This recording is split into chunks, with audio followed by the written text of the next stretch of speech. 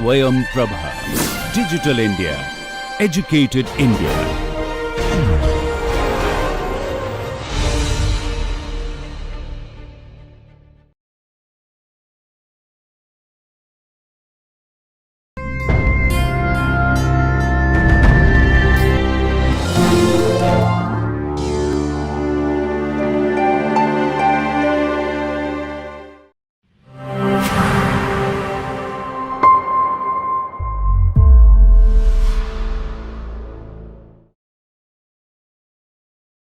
Welcome back.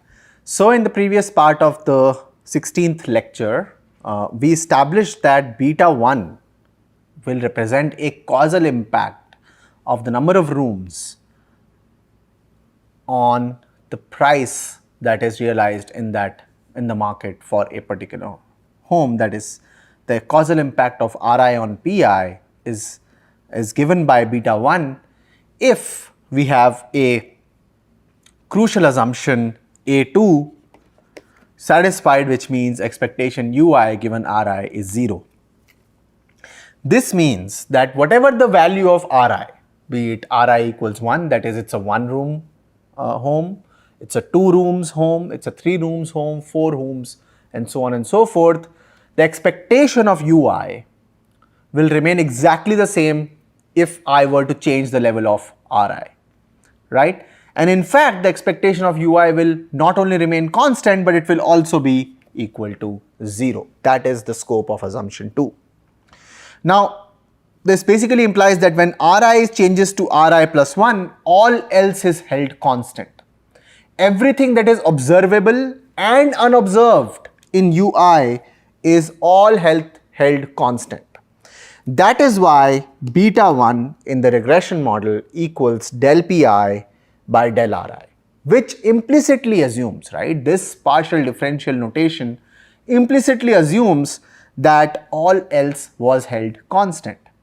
Now, if this was a deterministic equation, if we only worked with yi equals beta 0 plus beta 1 Ri, this formulation, mathematical formulation that del Pi by del Ri will automatically suggest that all else is held constant. Right? Now, what does it mean to say that all else is held constant? It means that if I change Ri to Ri plus 1, the factor sitting in front of beta 0 still remains 1. So, whatever change I see in yi is going to come from the change in Ri. Right? And this can be true even if I had, let's say, beta 2 x2i, right? I had another covariate x2i. The formulation that beta 1 equals del yi or del pi over del Ri will implicitly, automatically hold xi value to its original xi. It doesn't let it move from there. That's what beta 1 measures in a deterministic equation. The trouble is that in a regression, we have this random term, this random draw coming out apart from all the deterministic variables. And the only way to be able to, hold the Ui value constant when we change Ri from Ri to Ri plus 1 is this assumption A2, right? That is why it is perhaps the most crucial assumption of a regression equation, because it ensures, causal impact of Ri on yi being represented as Pi here, right? Now say for example, Ui comprises of an index for public amenities,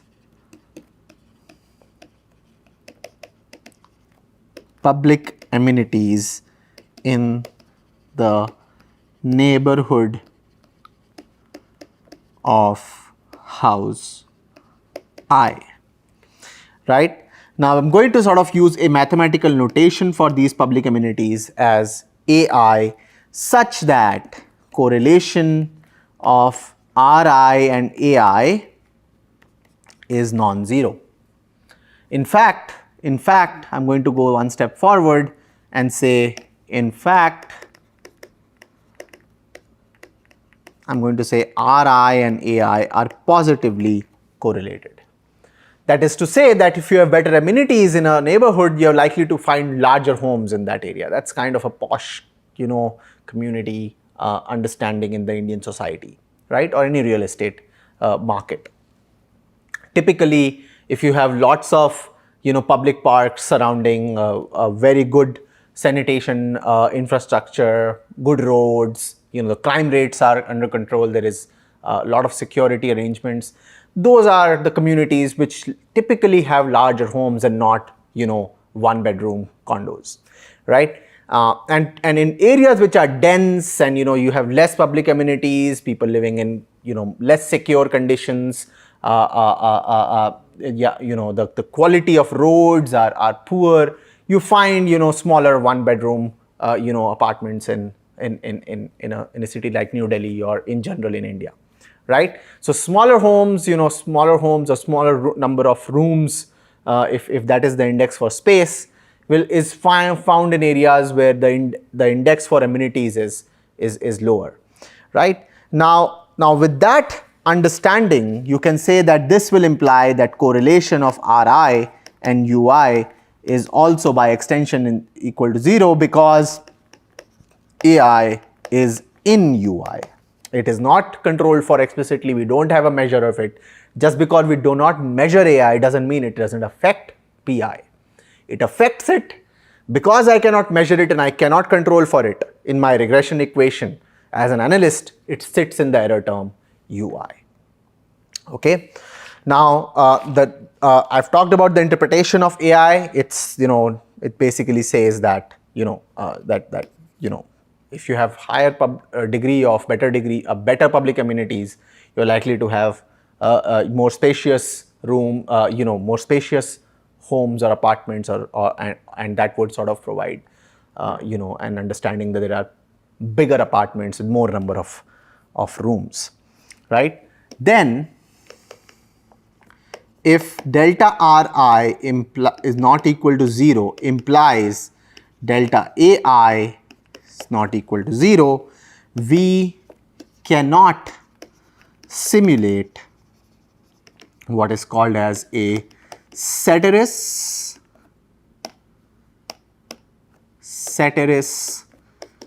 paribus experiment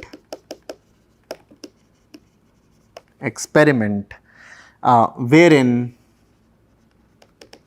upon changing Ri to Ri plus 1, we could hold all else constant.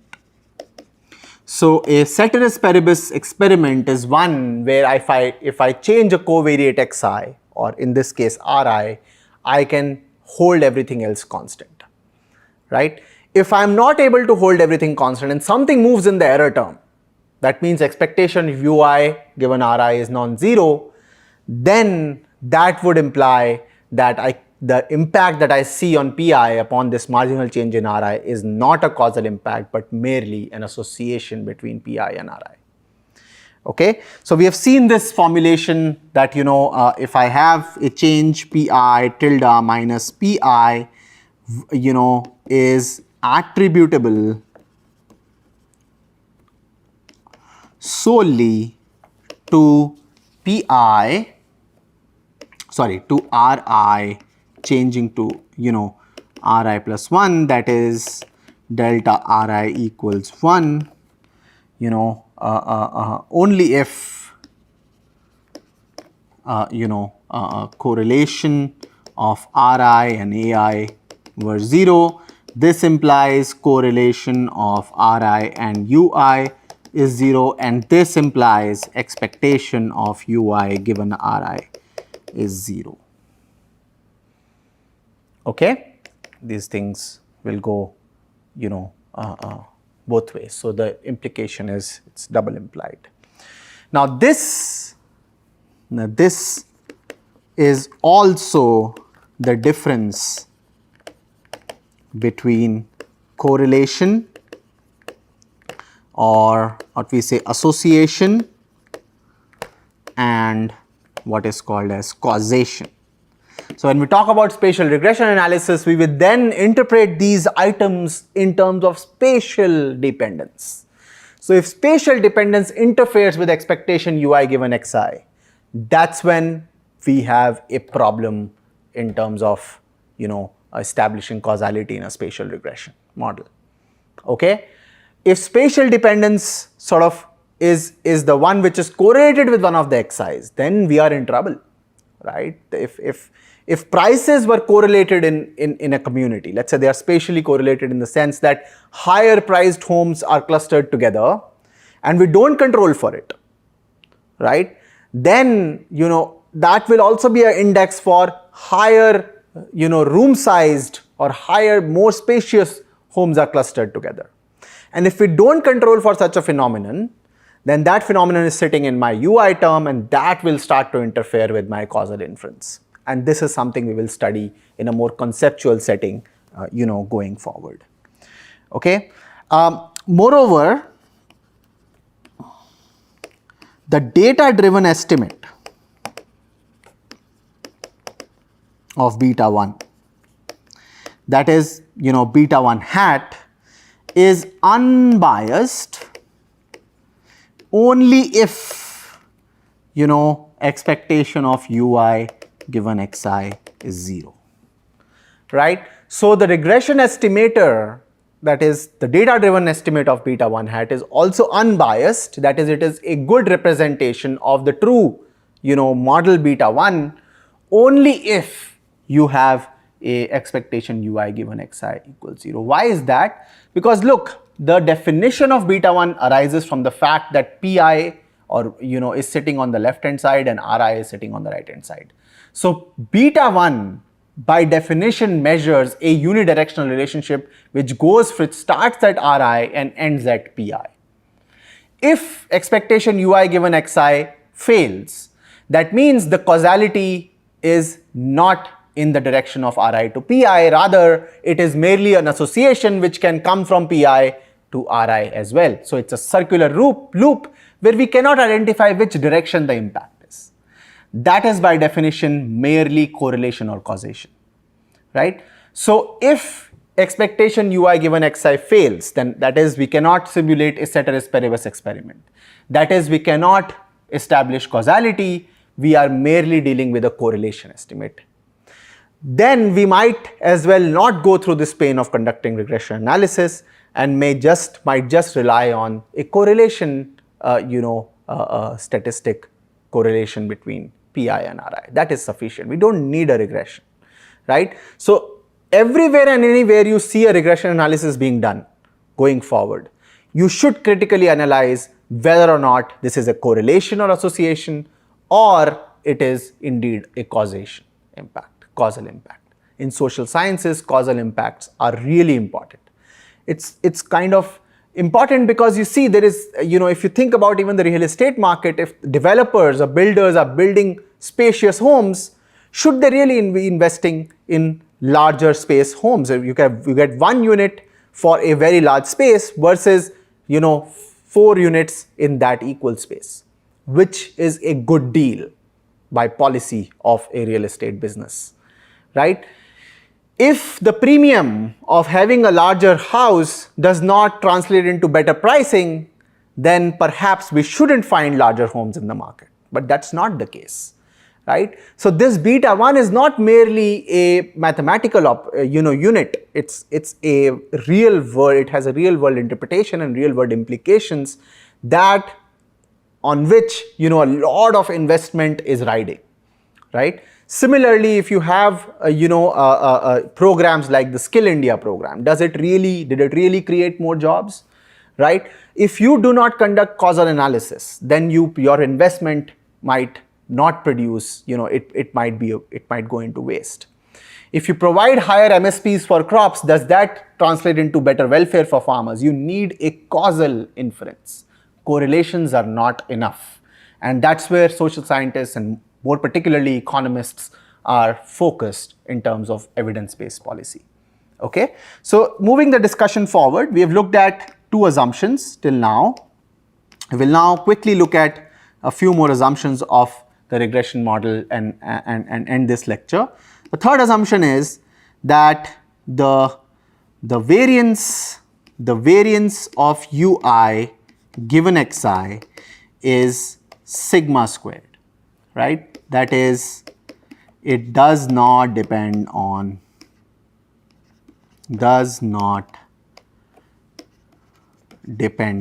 I. It is a constant, but a constant which is the same for all i's. Moreover, it says covariance of ui and uj given xi is 0 for all I not equal to j.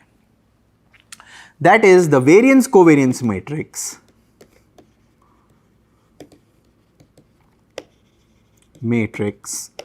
for ui, right, is given as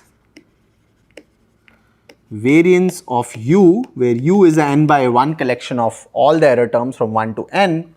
This is going to be a n by n matrix, right? We have seen that the variance covariance matrix is a square matrix of size n by n if it is a variance covariance matrix of a n by 1 vector, where the diagonal terms are just the variance terms and the off diagonal elements are covariance terms.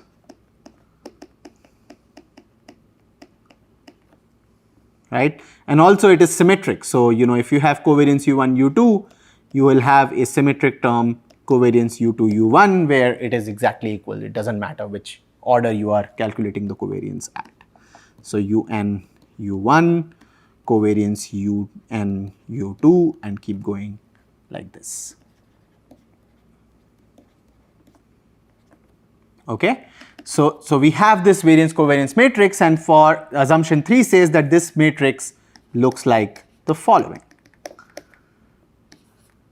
So all off diagonal elements are 0 and diagonal elements are exactly the same, that is sigma squared, which can be simply written as sigma squared in, right? So the variance covariance matrix is written as sigma squared in. This could also translate into, this implies that expectation of ui squared, this is the second moment of ui, is sigma squared for all I, right? This can then also be written as, so and the covariance again ui uj given xi xj is 0 for all I not equal to j.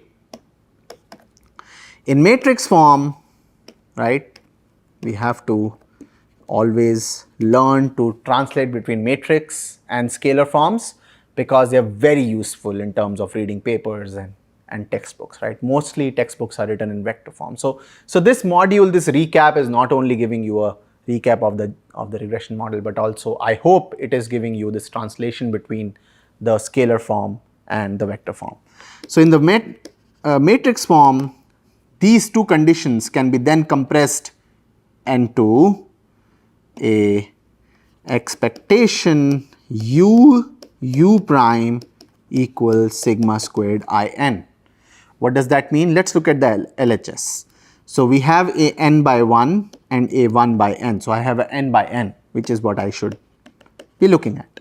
So I have an expectation operator sitting here. I have u1, u2 all the way to un, and its transpose u1, u2 all the way to un as a row vector. This, when we multiply as n by 1 and 1 by n, they are conformable.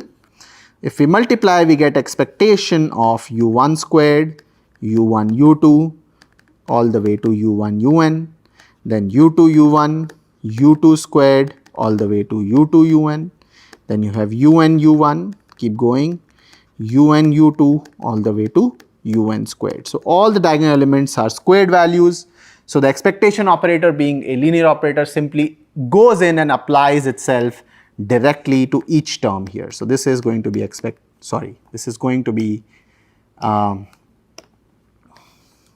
expectation u1 squared, expectation u1 u2, keep going, expectation u1 un, expectation u2 u1, expectation u2 squared, keep going, expectation u2 un, similarly all the way to expectation un u1, expectation un u2, and till expectation un squared. Okay. Now this matrix in front of you, that is expectation u prime, is nothing but the variance covariance matrix, right? Because if you look at it carefully, expectation ui squared is nothing but variance of u1, given that expectation ui is 0. Expectation u1 u2 corresponds to covariance between u1 and u2, and similarly expectation u2 u1 is corresponding to this. This will imply that expectation ui squareds directly correspond to this factor sigma squared, and expectation u1 u2s are all going to be zeros, right? That means that this matrix is nothing but sigma squared, sigma squared, sigma squared, and zeros everywhere else. This will imply that expectation ui squared, okay, given xi is 0 for all I, and expectation ui uj given xi xj will be 0, sorry, the above one is sigma squared, for all I not equal to j. These two combined are also sometimes, we say errors are spherical. So the third assumption that we take is the assumption that the variance of each ui term is a constant and equal across all ui's, and the errors are not correlated. So home 1 and home 2, whatever we have not observed is not correlated by itself. Okay, this is the third assumption. Okay, let's move on to assumption 4. Okay, assumption 4 means rank of the covariate matrix X, which is, let's say, a n by k matrix, is equal to k. What is this x n by k matrix? Well, you can think of this as the x vectors arranged in columns. So my regression equation is yi equals beta 0 plus beta 1 xi, beta 2 x2i, all the way to beta k xki plus ui. Now I goes from 1 to n. That means that all these xi's are arranged in columns.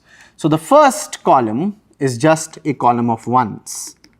How many of these are there? N of these are there. There are n rows of ones as the first covariate.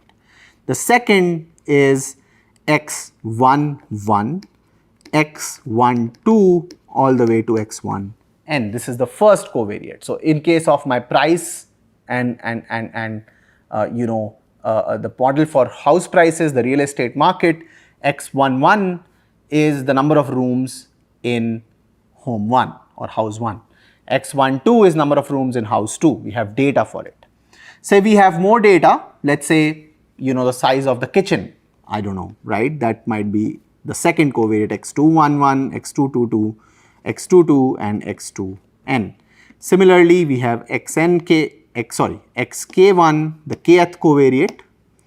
The kth covariate would be the crime rate near to that house, in the neighborhood of that house. xk1, xk2 all the way till xkn.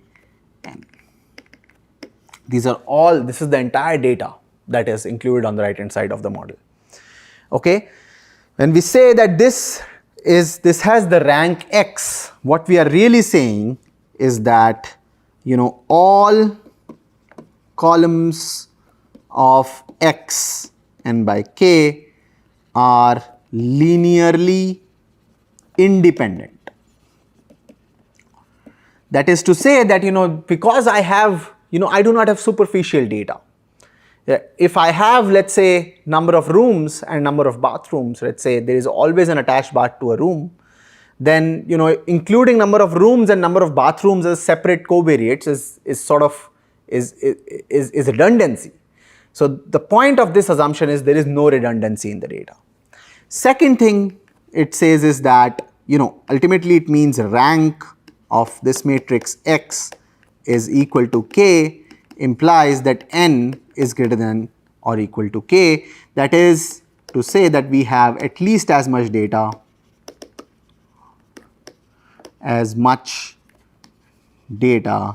as we have variables. Okay. Remember, to each k is attached a coefficient beta. So that's what we are saying, that to each variable there is at least one data point that corresponds to more than that. That makes sense, right? We can't have 10 data points and 10 covariates. That's going to be a very difficult situation. Okay. Now this relates to also to what is called as a dummy variable trap. I'm going to leave you with this interesting term, dummy variable trap, and I'm going to give you a home assignment to study this from the book on econometric analysis by Woolridge, right? You can say Woolridge's advanced econometric analysis. You must read the first 2 chapters, and if you read them, you will figure out what is dummy variable trap. You should find this term and study it from the book. This will also give you a very nice review of this, what we have covered in this, in this class till now. Quickly, the 5th assumption of a regression model is that X, this matrix X, contains factors that are, non-stochastic. That is to say, when we say that the number of rooms is 3, we don't mean 3 with some error. We say it's 3, right? It's a degenerate, matrix. Assumption 6 is that the error term is normally distributed. That is to say that UI is normal with a mean and a variance for all I, and these are all IID. Okay. If we look at our assumptions, assumption 1, assumption 2, assumption 3 and assumption 6 will imply that UI is IID normal 0, sigma squared for all I. Okay, this is a crucial assumption. Now finally, I want to just, in this recap, I want to talk about what is called as the least squares estimator. The least squares estimator. I've been saying that ultimately we want to be able to, estimate these beta zeros and beta ones and so on and so forth. So I have a model, a truth representation of the truth given as the following. Let us say I have this representation of the truth that I want to explain yi based on a model equals beta 0 plus beta 1 x1i plus beta 2 x2i till ui. Okay.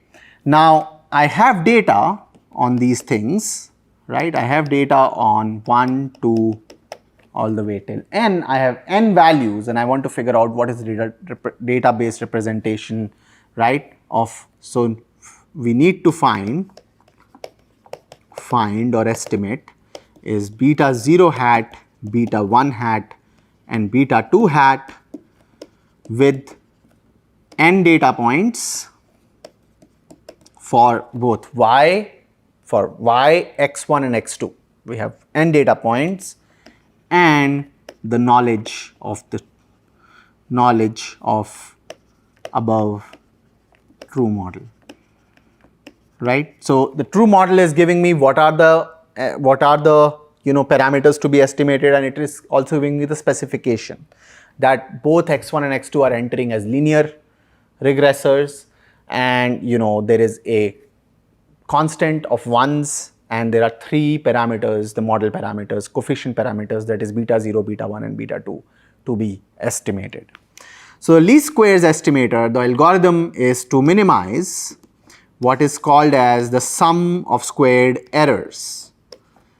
So we take the errors at every instance of my data observation, we calculate the error and we minimize it. That is, we want to minimize yi minus beta 0 minus beta 1 x1I minus beta 2 x2I the whole squared. So I am conducting this minimization exercise while I choose beta 0, beta 1 and beta 2. It's an optimization problem. I will write my first order conditions, but ultimately this exercise will yield beta 0 hat least squares, beta 1 hat least squares and beta 2 hat least squares, right? The model representation, the prediction or the predicted value from model estimation is given as yi hat, which is nothing but beta 0 hat plus beta 1 hat x1I plus beta 2 hat x2I. So if I were to visualize this on a scatter plot, I have my x1I and yi. Of course, there is also x2I which can be viewed in the third dimension, but I'm restricting myself to the cross-sectional representation, scatter plot representation of yi's and x1i's. Let's say I have my stylized scatter plot that I've been working with till now.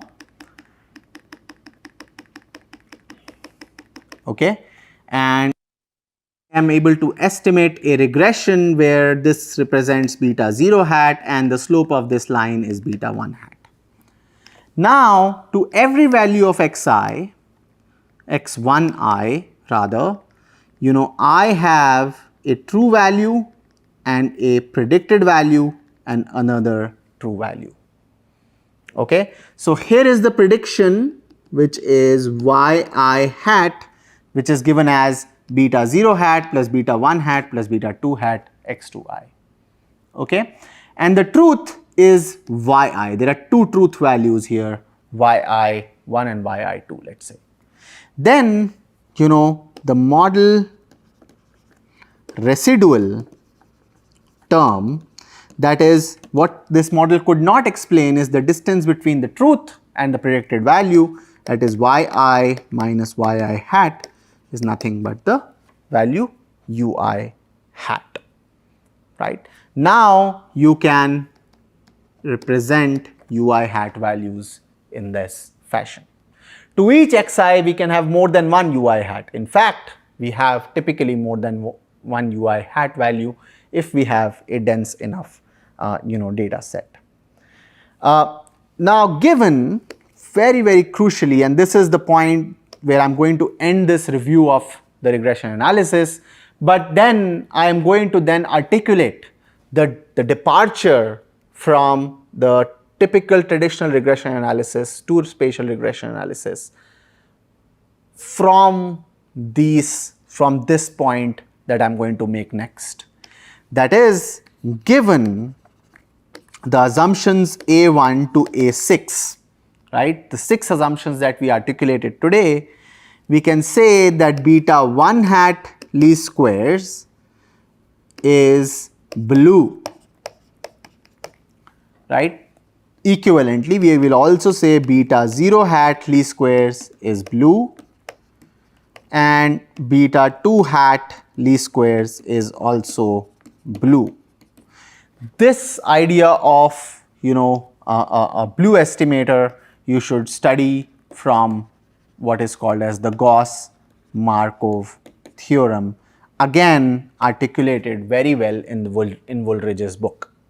Otherwise also Gauss-Markov theorem is so popular that you can, we don't have time in this course to go over it, but any introductory econometrics course basically introduces the Gauss-Markov theorem. Okay, so by Gauss-Markov theorem, given assumptions A1 to A6, the beta hats that are arrived from the least squares algorithm are blue. What does blue mean? Well, blue means that they are best linear, unbiased estimators. Okay, they are a best guess of the truth. Okay, and when it means, what it means by best, we will look at as we sort of walk through different parts of this course.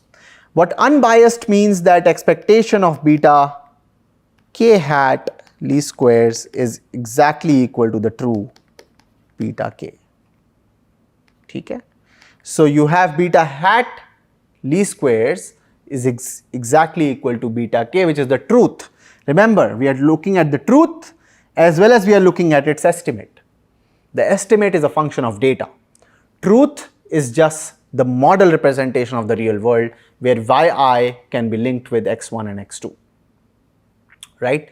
Once we are given the data, we are practically somehow, getting a representation of beta 1 and beta 2 and beta 0.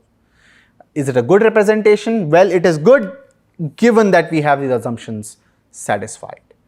And as soon as we depart from these assumptions in any way, that's where we are going to look at the spatial dependence. So spatial dependence is going to specifically interfere with. So spatial dependence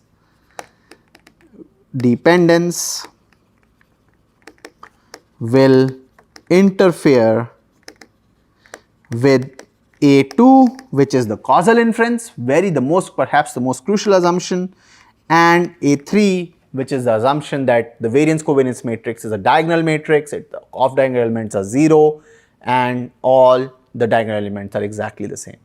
Spatial dependence will, will interfere with these two assumptions, and this is where we are going forward, we are going to first introduce spatial dependence or spatial regression as in the next lecture, and then using this recap, we are going to then depart and from or relax the two assumptions, that is A2 and A3, and then we are going to figure out how we can estimate these models even when there is spatial dependence and they interfere with the assumption of the least squared estimator, making it a not best linear unbiased estimator.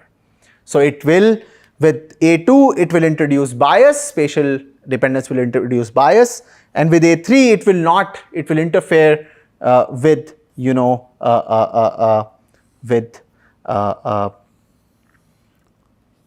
it will interfere with the fact that the estimator is best or not. What we will see is that when A3 fails due to spatial dependence, we will have a better estimator. We will have something else that will be a better representation of the true estimator. Okay, so thank you very much for your attention. I understand that this recap could be a little bit fast moving for some people who have not seen regression analysis before. I highly encourage you go over these lectures again, this set of lectures 16 again, and read Woolridge's book. Read the introduction of regression analysis from that book. Even if you have seen regression analysis before, please read Woolridge's book. Okay, and after that, I believe the upcoming lectures will become much more easier to understand conceptually. Okay, so thank you very much for your attention, and we will see you in lecture 17 next.